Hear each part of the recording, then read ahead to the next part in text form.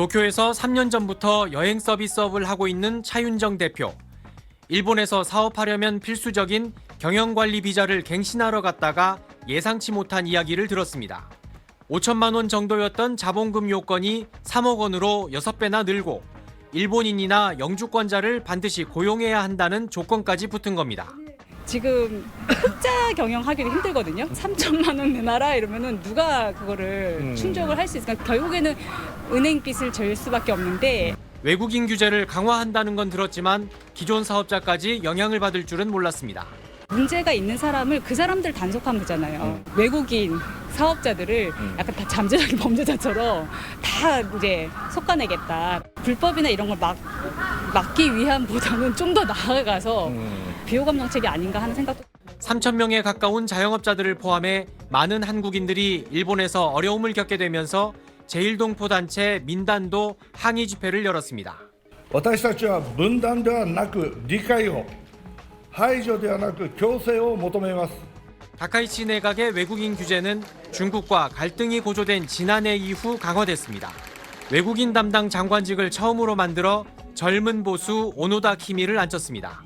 一部の外国人による違法行為やルールからの逸脱に対して毅然と対応して、そういう悪いことをする人は一人も日本にはいませんと、ちゃんとルールと法を守っている人しか日本にはいないんですよ。 체류 외국인 수를 제한하는 이른바 총량 규제로 영주권이나 비자 문턱을 크게 높이고 있습니다. 일본 내 극우 정당이 내세운 일본인 우선주의를 연상시키는 정책으로 보수층 지지를 회복하려는 시도로 해석됩니다. 그러나 인구 급감으로 만성 구인난에 시달리는 일본 사회를 오히려 퇴보시킨다는 비판도 나오고 있습니다. 도쿄에서 SBS 문준모입니다. 일본 정부가 오는 7월부터 일부 국가 출신 관광객을 대상으로 비자 발급 수수료를 400% 이상 대폭 인상한다고 발표했습니다. 외국인 입국을 엄격하게 규제하려는 다카이치 총리의 강경책입니다.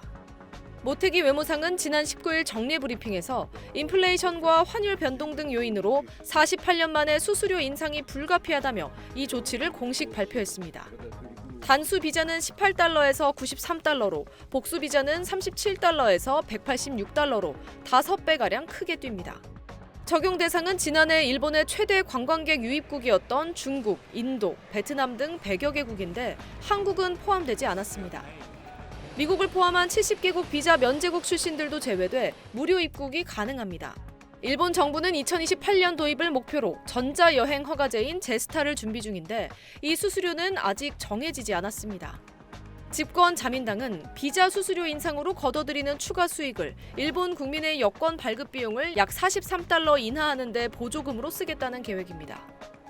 다카이치 총리는 지난 2월 치러진 조기 총선에서 이민 문제와 중국의 경제, 군사적 영향력 확대에 강경한 입장을 내세워 압승을 거둔 바 있습니다. 일본 내 외국인 비율은 전체 인구의 3%에 불과하지만 2021년 이후 유학생과 노동자 등의 수가 꾸준히 늘자 외국인에 대한 집권당의 강경책이 보수층의 호응을 얻고 있다는 평이 나옵니다. 최근 비자 규정이 변경되면서 외국인들이 운영하던 소규모 식당들이 줄 폐업하는 사태가 벌어지기도 했습니다.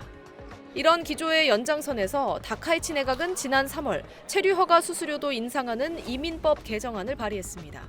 개정안에 따르면 기존 약 60달러 수준이던 영주권 신청 수수료가 최대 1,900달러로 급등하게 됩니다. 다카이치 정부는 오버 투어리즘과 불법 이민의 연관성도 꾸준히 제기하고 있는데 지난해 4,260만 명이라는 기록적인 해외 방문객을 맞이하면서 쓰레기 무단 투기, 사유지 불법 주차 등 현지 주민들의 불만도 나오는 점을 파고든 겁니다. 다카이치 총리는 관광이 일본 경제에 매우 중요하지만 일부 외국인의 일탈 행위가 대중의 불안을 야기하고 있다며 단호한 대응을 하겠다고 밝히기도 했습니다. SBS 김민정입니다.